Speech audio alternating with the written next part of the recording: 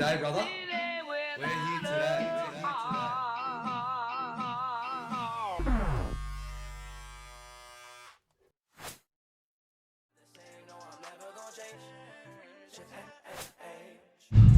And let's start.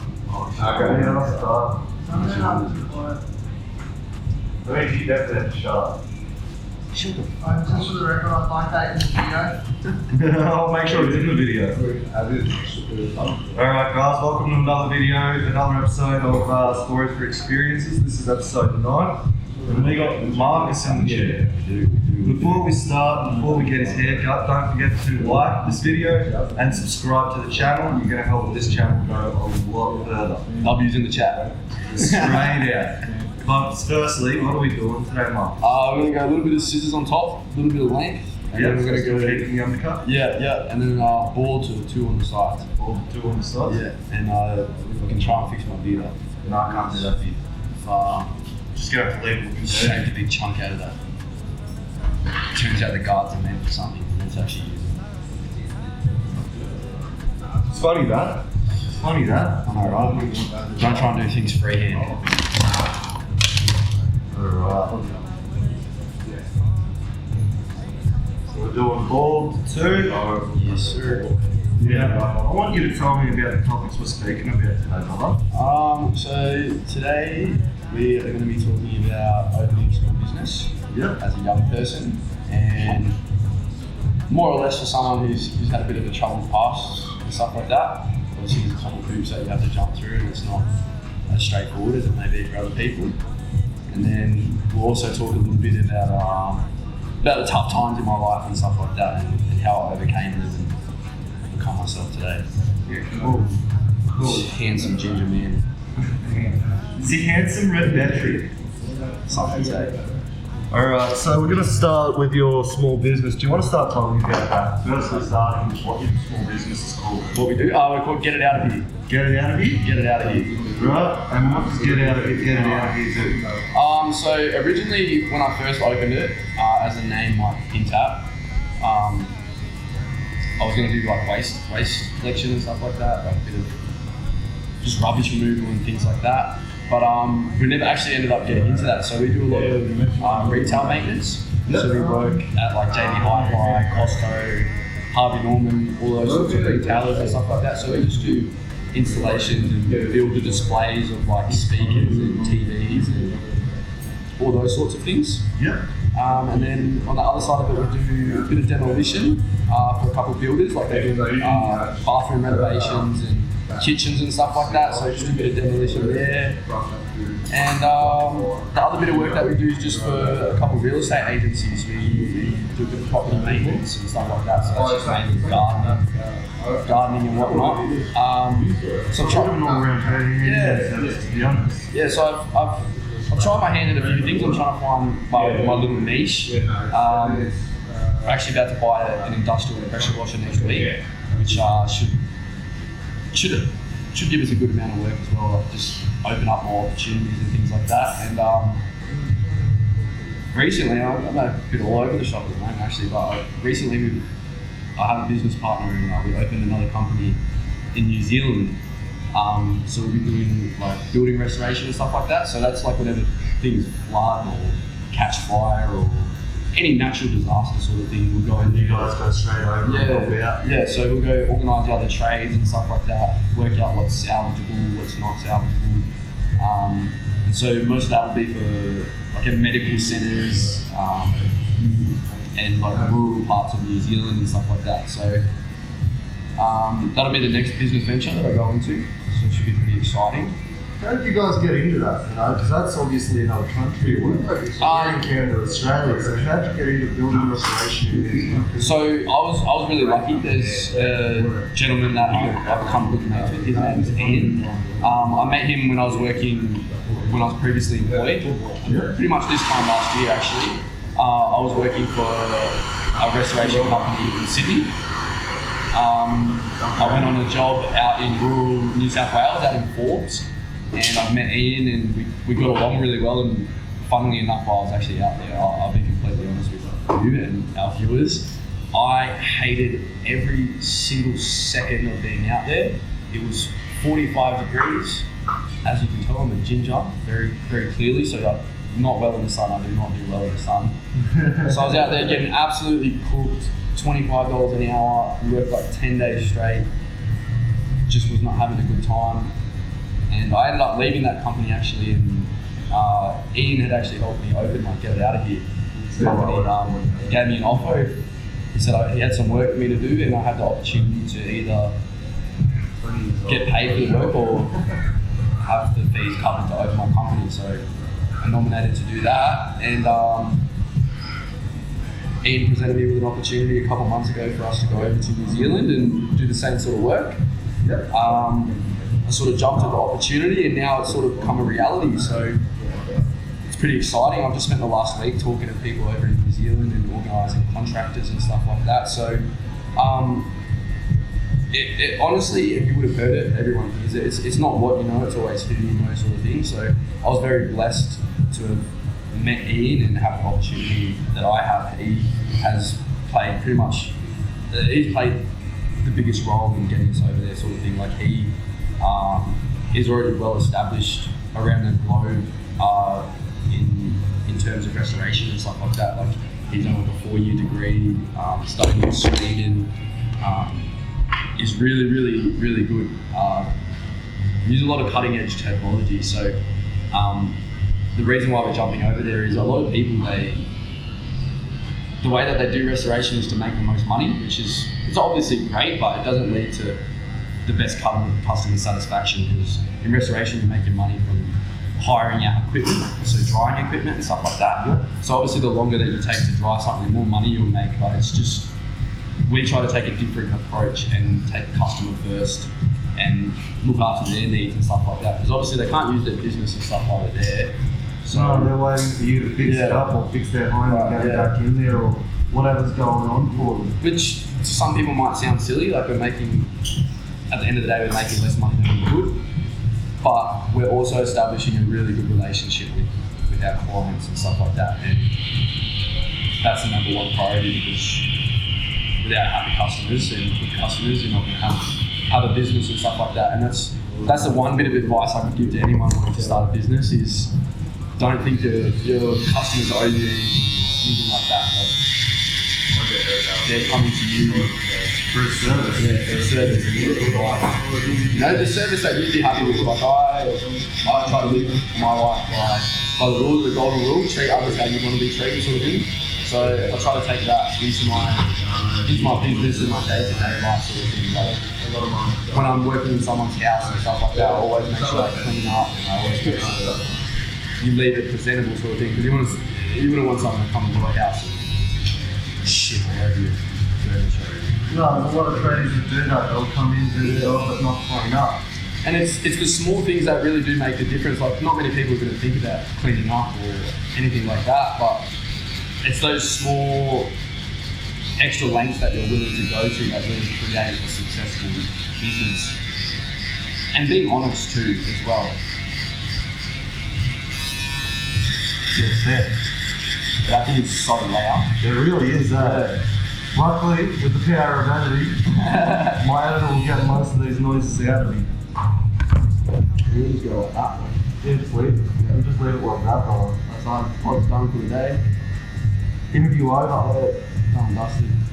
So you said that there was a few challenges as well, right? Yeah. In starting up your business. Now, can you tell me about some of those challenges? Because you've already gone into one of them, that you had to have some help from one of your previous employees or someone you worked with. Yeah. What are some of those other challenges that came along with starting your business? So the biggest issue that I had was getting insurance.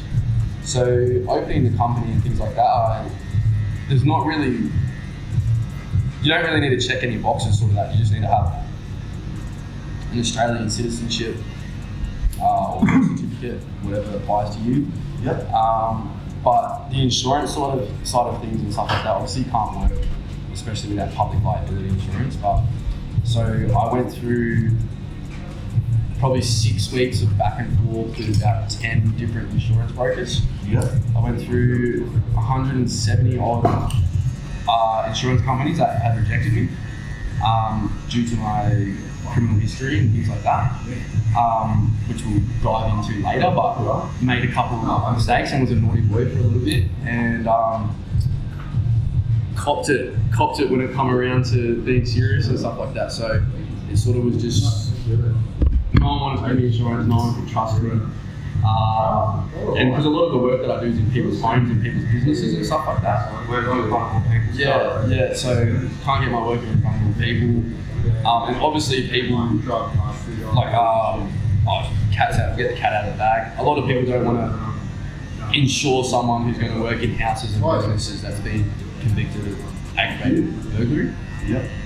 So that was my biggest hurdle that I had to jump over, creating a business and stuff like that.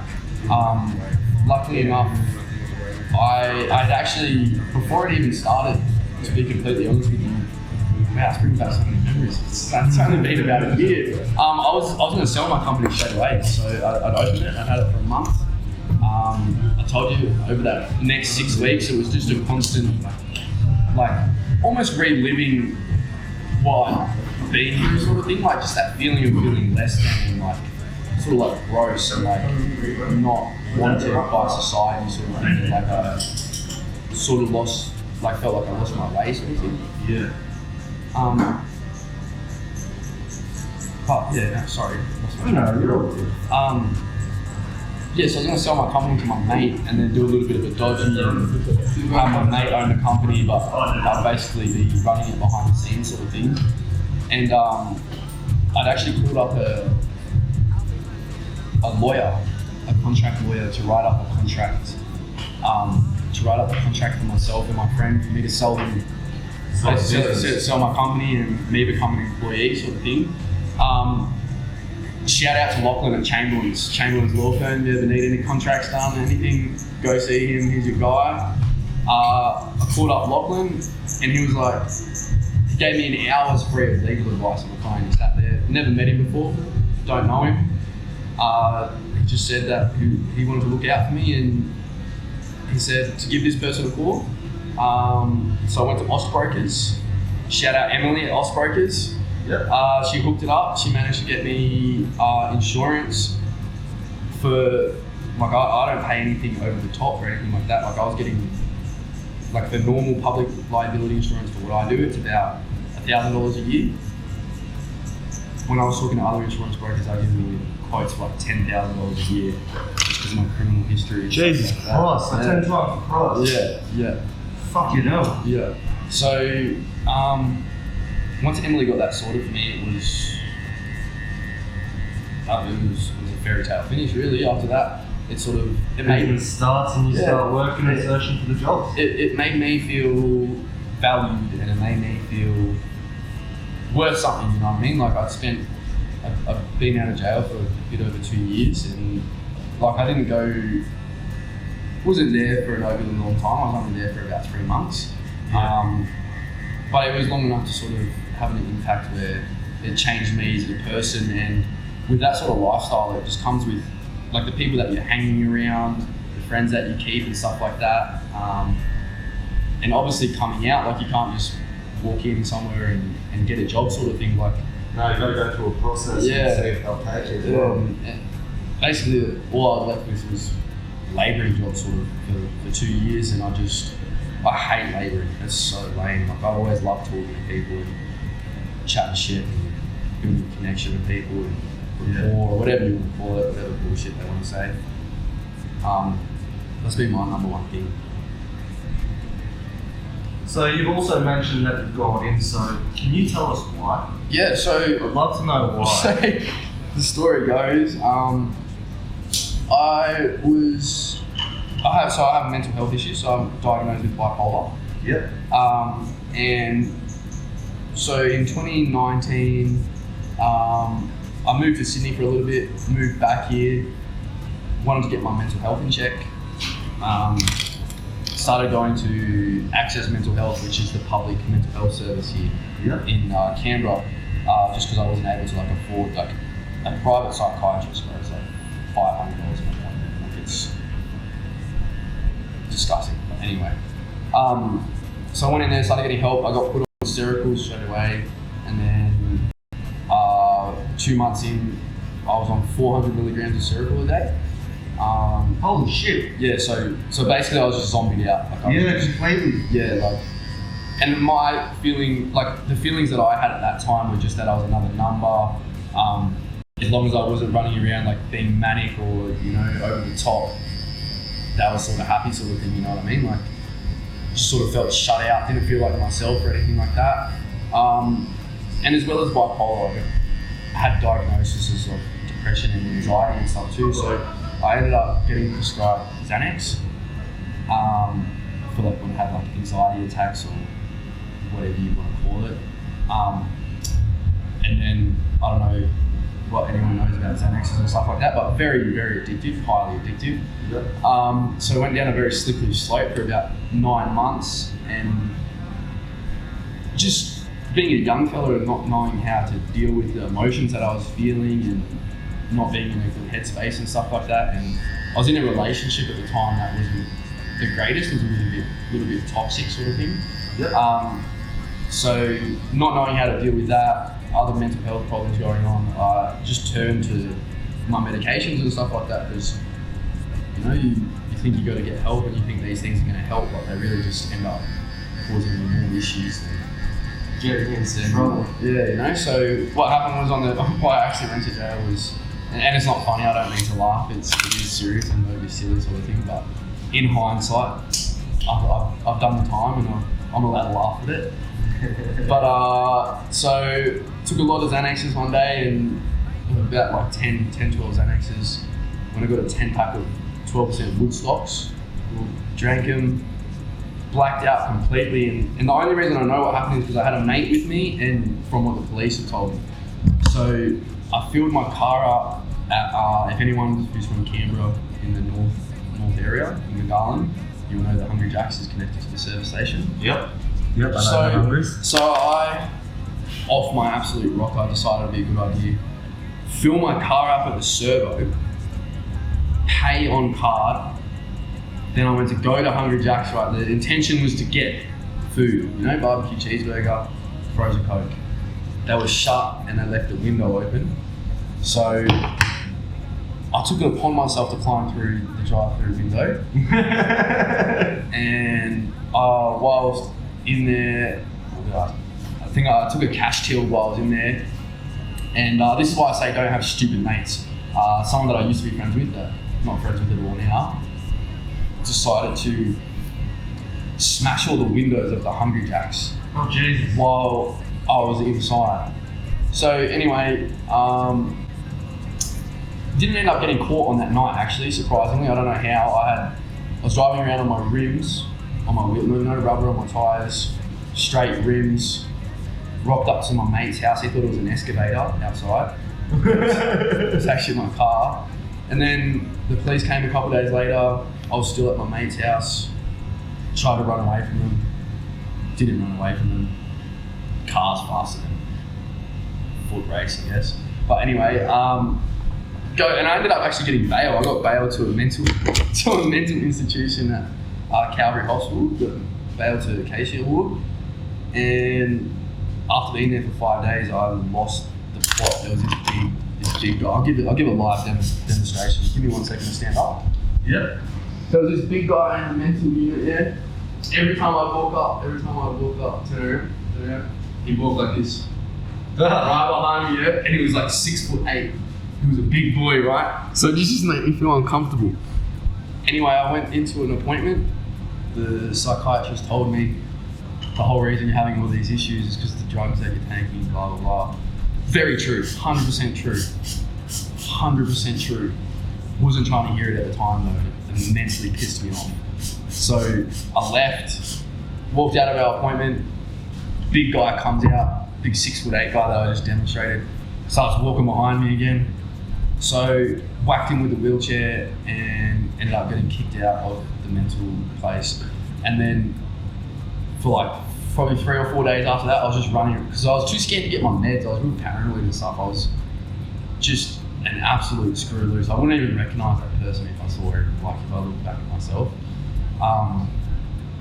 But yeah, ended up getting caught driving past, obviously not at the mental place where I was meant to be, had a curfew, Got caught driving, and then they took me to court. And I've told this story to a few of my friends actually. It's pretty. So I've been to court before and I got in bail a couple of times. So I'm going there with the assumption that I'm going to get bail, right? I have no idea how any of this stuff works. I was 19. I was none the wiser. I had no idea what was going on. And she said remanded in custody. And I didn't really listen. I didn't know what court stuff meant. I didn't know what the words meant. So I just stood up and went to go walk out the door to go home because I was in the web link room. And then it was the most soul crushing moment of my life. I've never been this sad. And when they were like, "Where are you going, mate?" I was like, "I'm going home." And they're like, "You're not going home, mate. You're going downstairs." Like that's where they keep you downstairs in the cells. And my whole world come crashing down around me. Probably a month before that, I got my real estate certificate. Yeah. So like to sell houses and stuff like that. And I was just about to get my license. Can't get my license to 2025 now. And just not many people really talk about it, but it was the single most life-changing moment for me because sitting in there, so there's a webcam, so there's a TV to your right, they're reading out your stuff, and you can see the whole courtroom when you're sitting in there, right? And this was COVID times as well, so only one person was allowed to go in at a time, with all these special rules and stuff. But sitting there and watching my mum and dad, sit there and have to watch me get sent to jail, that was crushing. Yeah, it absolutely ruined me. And then more so than anything, you get a call when you get there, just so you know, hey, I'm in jail. Can you sort this out for me? Yeah, that sort of thing. But obviously, my mum and dad knew that I was there. When I called my dad, he told me he said he was proud of me and stuff like that, but it wasn't a good proud. You know what I mean? Like I felt like he had to say it, sort of thing, and that absolutely broke me. And then got two little brothers and stuff like that as well, and just. They might have had to say the whole thing. Yeah. And it was just, and they really looked up to me. And throughout that time too, like when I was taking drugs and doing silly things and on Xanax and stuff like that, like I really put my little brothers through the ringer. How so? They just not being there for them, bro. Like I'd rock up randomly at the house and tell them not to tell mum and dad that I was there and stuff, and just sneaking around and just not being a good older brother, like not being a good influence sort of thing to them. And it upset them a lot too. I remember when I come home, when I got out, probably like a week after I got out, my youngest little brother, he come up and gave me a hug and he started crying. And I was like, "What are you crying for?" And he's like, "I just haven't given you a hug in a long time. You just haven't been home." And it just, it was just broke you. Yeah, it really did. It was really eye-opening. And I have to say, I really do have to say, if I could change anything, I 100% wouldn't. Because it woke me up to things that I don't know if I woke it up by yourself. Yeah, you know what I mean? Like I really, really needed that kick in the ass. Going to jail, to be completely honest with you, it's not that it's bad, but there's nothing to do all day. You're surrounded by people with no goals. They've never done anything in life. A certain percentage of them can't even write their own name. Like you're dealing with the bottom of the barrel of society.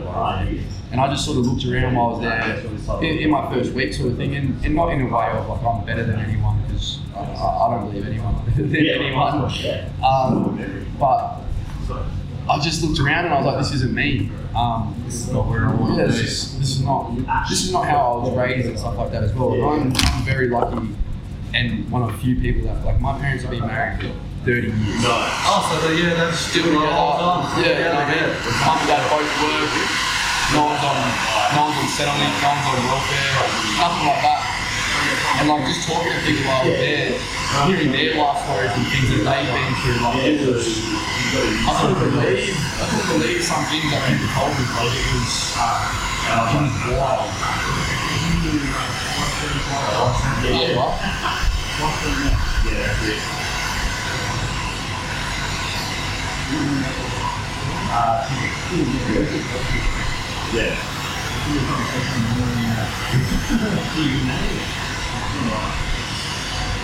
So you said you spent about 3 months in there. What was it like for that 3 months? You know, you've said that you've gotten the rundown, like the hopeless stories and all that. What was it like for you? I'll give it to you chronologically, right? So you get in there, all these people come to see you, give them all special names, but really they're just there to make sure that your life outside sorted, you got a lawyer, you know what's happening, that they situate you like in the right place, sort of thing.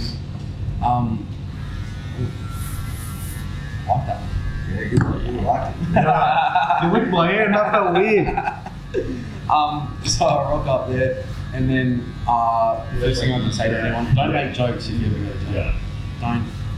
And when you're getting, inducted, don't make jokes. I got there, and I'll never forget. She asked me, she was like, "So how are you feeling?" And I just looked at her and I was like, "How the fuck do you think I feel in jail? Yeah. I'm 19 years old. It's not fucking great. Not a great time." And so, because I started making these sorts of jokes, I was like, "It's not fucking fun. Like, this is not the funnest time I've ever had, and I'm not really looking forward to this." I ended up getting put in isolation for 5 days to be observed. Oh shit. Right, so worst 5 days ever, and everyone always thinks like, oh, like you think, oh.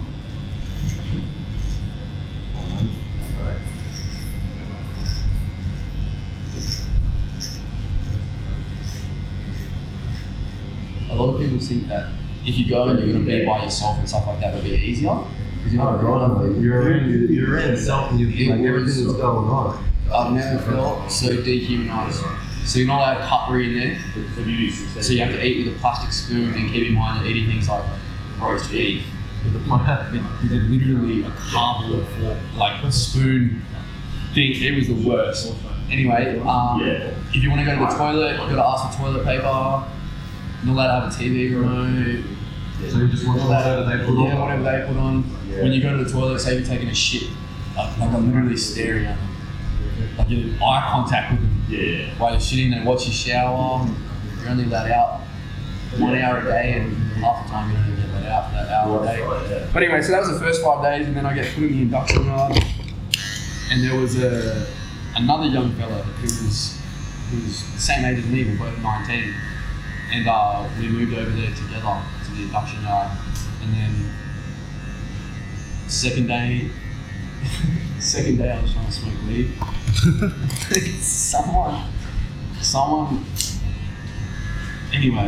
told me that they had weed. They didn't have weed, he just turned out to be a crackhead.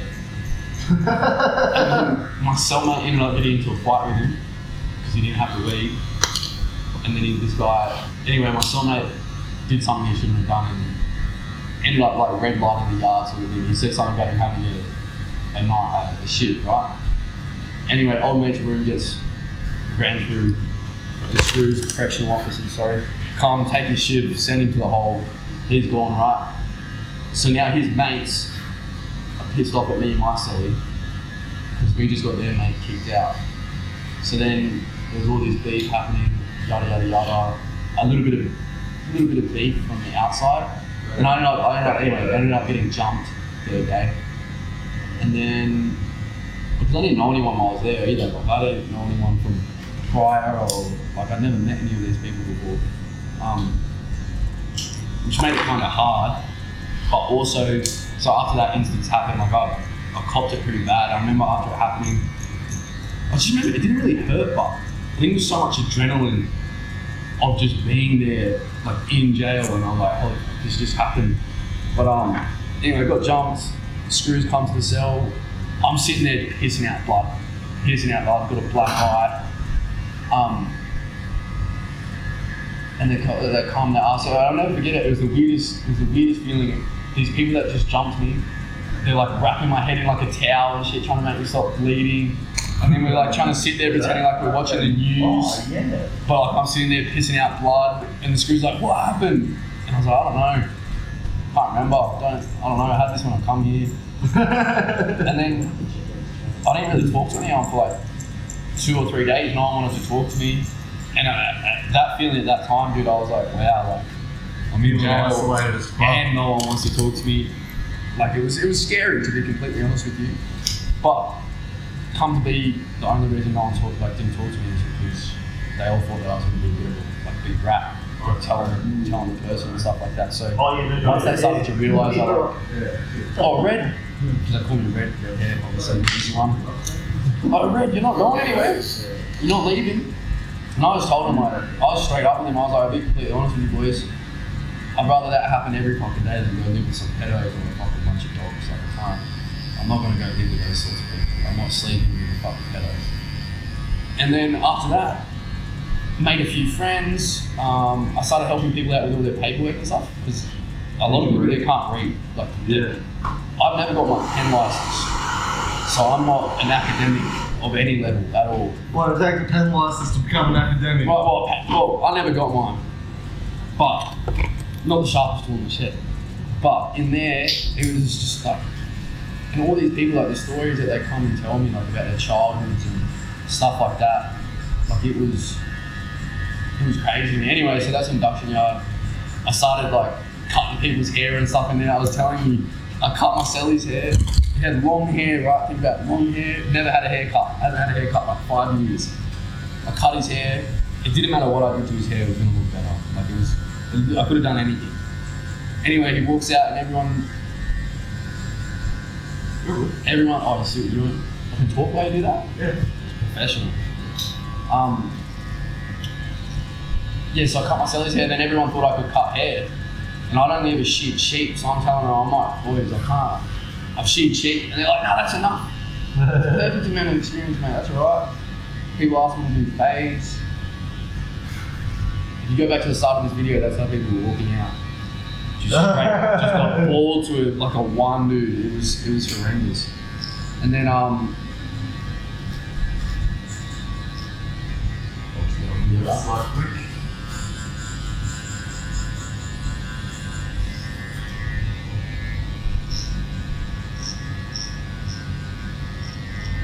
then yeah, basically the rest of it is just banter, to be completely honest with you. It's like being at school with all the naughty kids.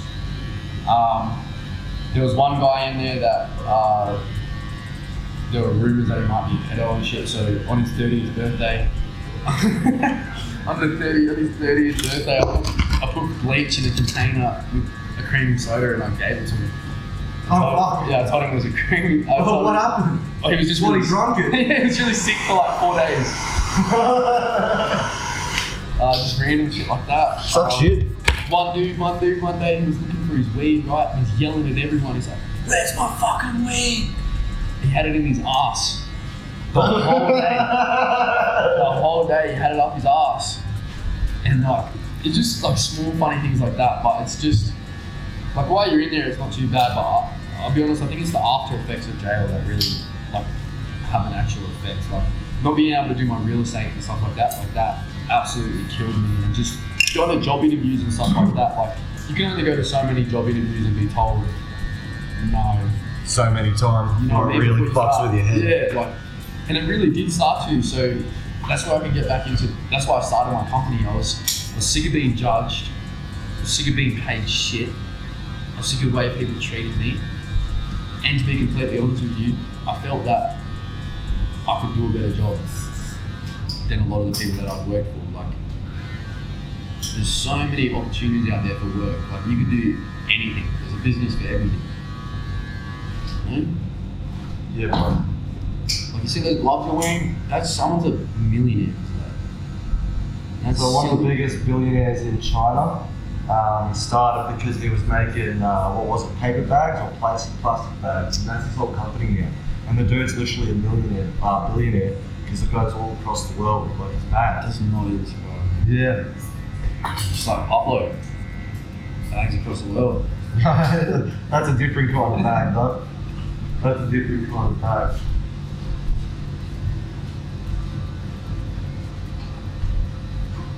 Just gonna move this for a second.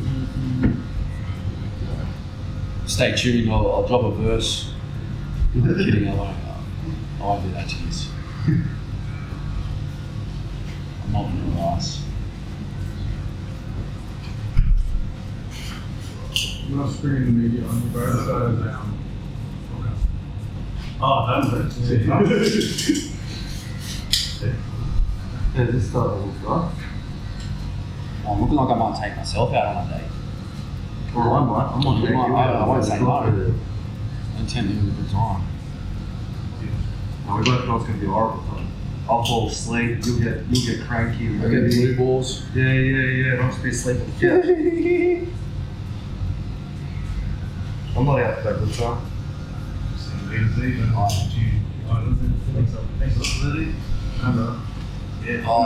Got this thing, so Stuff comes up to the area as well. Is there anything else you want to quickly say to our audience while we got them on camera? Be nice, guys. That's all I want to say. You don't need to Be nice. I'm sick of fucking. Don't do people. Xanax. Don't do Xanaxes as well. And if Hungry Jacks leave their windows open, Don't leave it open. Yeah, just walk away. Just leave it. It's not worth it. But if you have an idea, go out there, pursue it. If you want to start a business, it literally costs under $100. I know you spent $100 on beers or fuck knows what else this week. Go do it. What's the worst that's going to happen? You're going to be in the same position that you're in right now. And this is the golden rule: treat others how you want to be treated. This is what this little tattoo here is. 612. Yeah. I was looking in the mirror. Me, I was looking in the mirror, man. Believe it or not, this tattoo design took an hour, and that's what was that come out of it. Don't get prison tattoos. No, I won't. Just don't go. Yeah, thanks, man. And if you can, avoid being a ginger, because sunburn. Get If you're a ginger, you can't avoid that. No one can avoid being a ginger if you're when already people one. dye their hair red, bro, like, what are you doing? Yeah, but it's like, they don't have the skin issues you do. Old ladies used to tell me I'd chill for your hair colour, bro, and I'd be at school getting bullied every day for being a ginger. And these old ladies at the freaking hairdresser would be telling me how lucky I am. Meanwhile, I'm getting apples thrown at me for being a ginge. So lucky. Yeah. Look like a new man. You look good.